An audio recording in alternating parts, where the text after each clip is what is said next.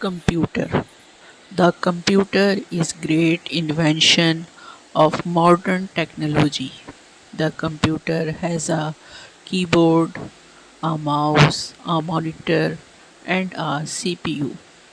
They come in various sizes and colors. Computers are used in various fields such as schools, colleges, offices, homes, different departments. A computer is a very fast tool for data storage. It is a helpful and useful device. We can learn new things easily and quickly on computer. We can type documents, send emails, play games and browse the web using computer.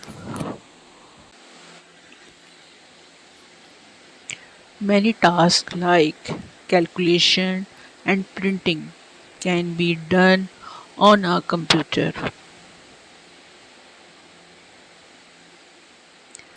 Computer use in educational field for studies.